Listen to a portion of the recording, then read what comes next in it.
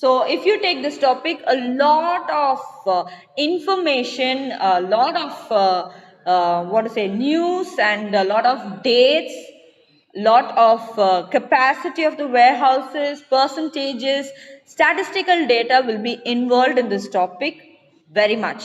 So first let's jump into warehousing in India, how warehousing started in India. So typically if you see, our Indian country is a country based on agriculture, right? So likewise it's an agriculture country. So agriculture country in the sense, what will they produce?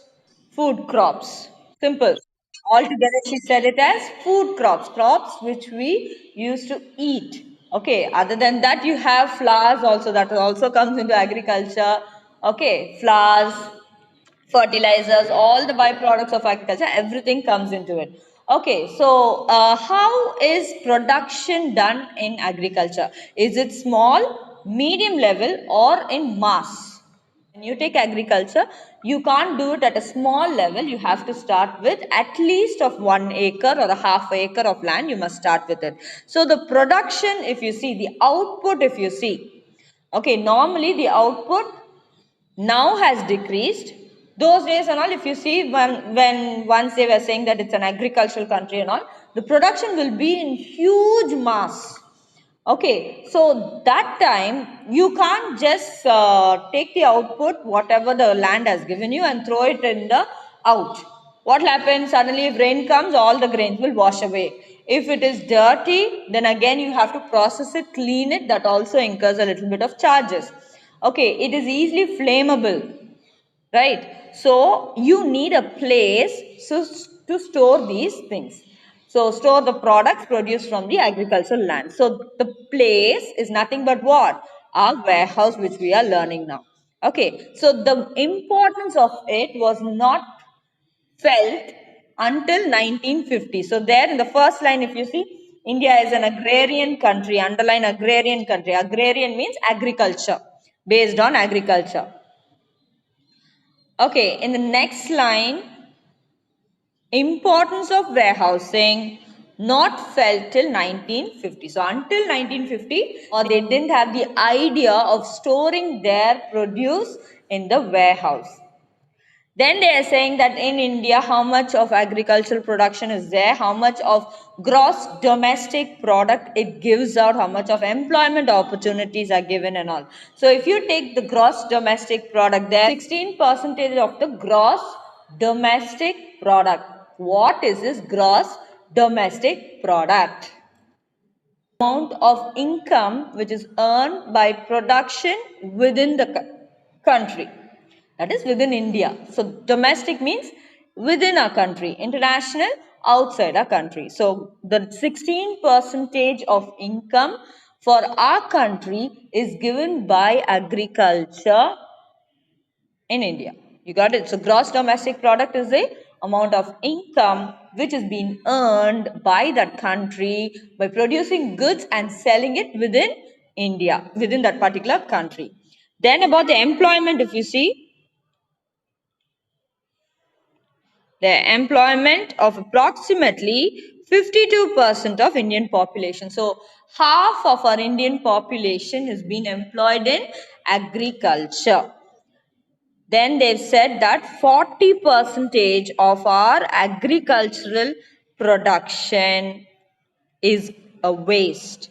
That is, it's thrown to waste. Why? Because there was poor storage facility. They didn't have that much of storage facility, and only after 1950 they got the idea of building an infrastructure called as warehouse where they can store their products.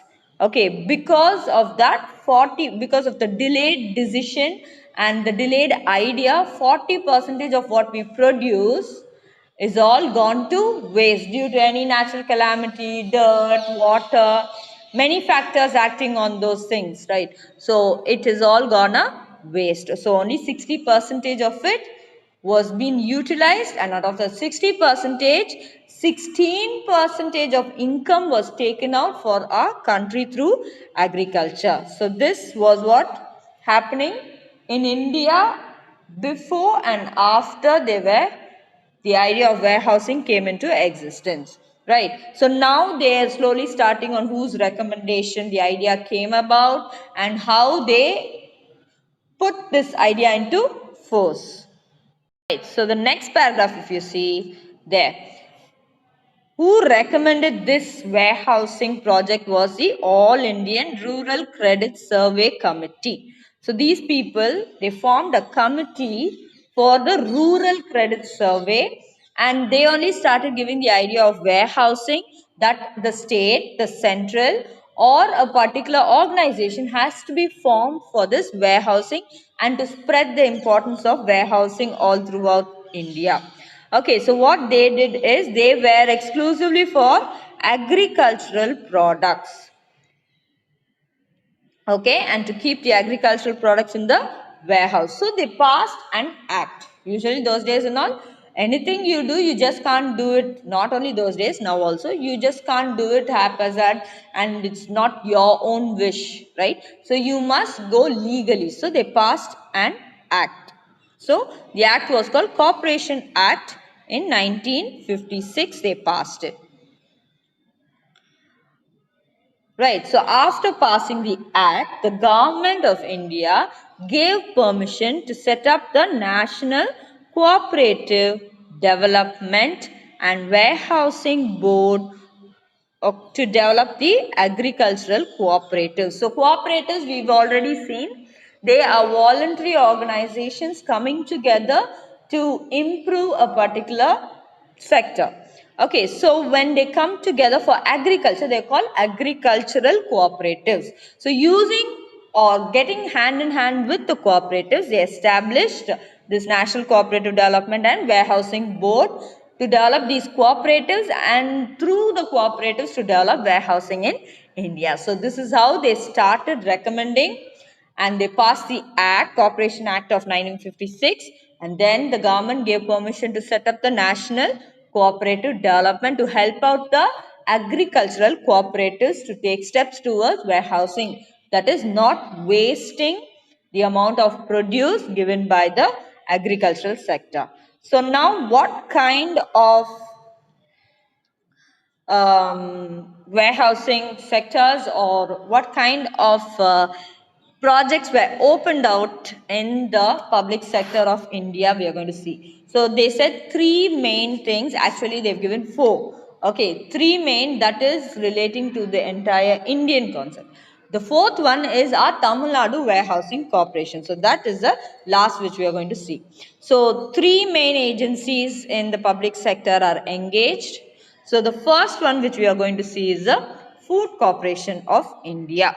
So right, so let's see what this Food Corporation of India is and how they were established and what all they did. Okay, so basically they are to set up warehouse to give storage facility for the agriculture, that is for the food grains. So that's why the first point, storage facility for food grains, exclusively food grains. You can't go take your other electronic objects or anything and you can't put it inside a warehouse relating to FCI. They accept only food grains. Okay, apart from this FCI, India was also hiring storage capacity from other sources. Other sources in the sense, the next two which we are going to see, that is from the central and from the state also, they started hiring, that is renting out warehouses through those sources. So the two sources were Central Warehousing Corporation and the State Warehousing Corporation. So they also started helping out apart from FCI. Then they've given you the available storage capacity. So storage capacity of FCI, if you see, 74.6 million tons of food grains can be stored in the godowns or the warehouses of the FCI. So how did they start this FCI? Through the Food Corporation Act of 1964. They implemented the project of Food Corporation of India and they started setting up warehouses which come under the Food Corporation of India. Okay, miss, they started warehouses, they are giving place for the food grains. Apart from it, what are they doing? So, next what we have is the objectives of FCI. Right, so what are the main objectives this FCI has got to do with? So, the first one, if you see, is they distribute not only storage, other than storage, what they do, that only is going to be the objective now. So first one, if you see, distribution of food grains through the country. So they're going to help out in even distributing it. So distribution is done through transport, right? So that system also has fallen into the hands of FCI to help out these agriculturists to distribute the food grains.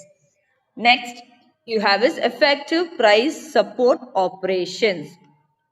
Okay, mostly farmers, if you see, they depend on the government to fix the price rate for them. So, through FCI, coming to know the census or the amount of storage is, how much it is there, how much is the produce in the country, how the product is being stored. So, getting all these data from FCI, the government of India can easily fix the price. So, they also help out in fixing the price. Next is to maintain a satisfactory level of buffer stock. So what is buffer stock in the sense? Reserve.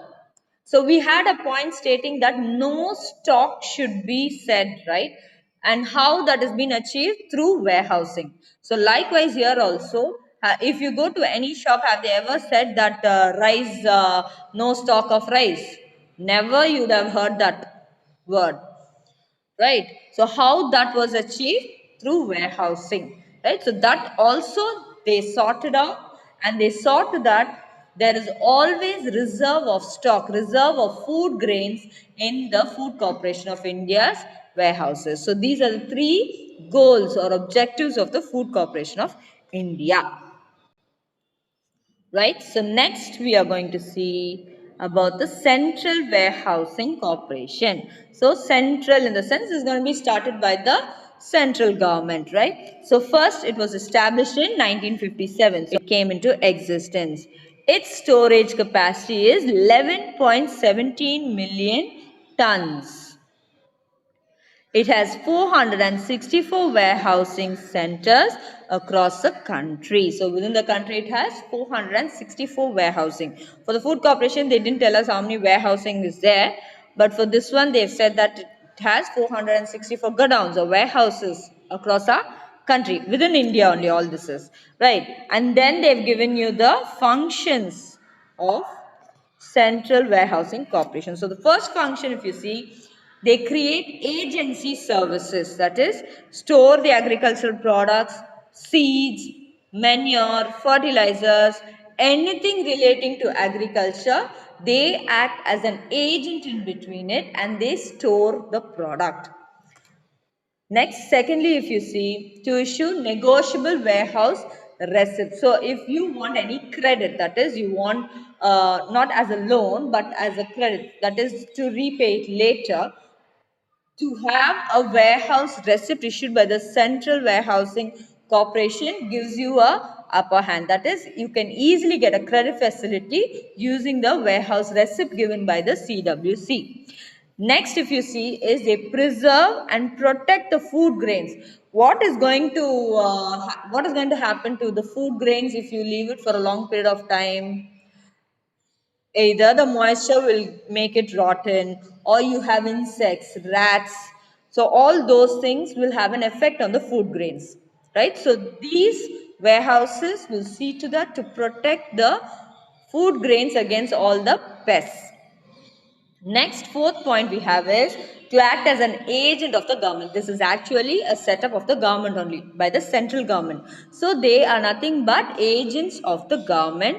So for the purchase, for the sale, for storage of all the agricultural commodities, to transport the agricultural products from one place to another, they will help out. So they act as the agent of the government and they help out the farmers to do so. Lastly, we have is to reduce the cost of storage so that marketing will be easy, grading will be easy. Because if warehousing cost is more, it reflects on the cost of the material. Transport, warehousing and all are cost which are going to increase the price. So if warehousing cost is less, then the cost of the particular material, the product also will be considerably less. So they give storage facility at a nominal rate. Right. So next we are going to see is the State Warehousing Corporation. That is a warehousing corporation established by the state government in each state. Okay, so here the central has given part to the state also to open such warehouses and give warehousing facility to the farmers in their state. So for that, the state government must get the approval of the central in the sense CWC, Central Warehousing Corporation. So from there, the State Warehousing Corporation must first get a permission. Okay, if you get a permission, then the state will be given 50% of the capital by the CWC, by the Central Warehousing Corporation. The rest 50% only the other state government has to put forth to establish their warehousing, right? So this is how the State Warehousing Corporation is being set up, and basically what they do is the same thing what the central or the FCI is going to do. Storage facility, they act as a agent between the government, they take care of grading, they take care of transporting the thing.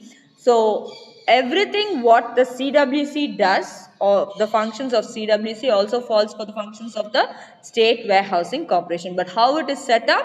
You have to get the permission from the CWC. Once you get the permission, 50% of the capital money needed for setting up the State Warehousing Corporation is given by the central only. The rest 50% can be taken from the state and you can set up your state warehousing. Last, if you see, is our Tamil Nadu Warehousing Corporation. So obvious, from the name itself you can tell it is relating to Tamil Nadu. It was established in 1959, right? Here, a Tamil Nadu Warehousing Corporation has a storage capacity of 6.83 lakhs of million tons.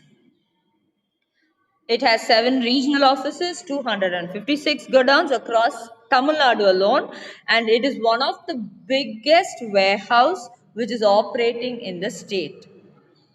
And it offers other agency functions like logistics in the sense transportation of the agricultural products from the producer to the consumer. So logistics services is given to a vast number of agriculturists to take their produce from the production centers to the warehouses, from the warehouse to the particular consumer.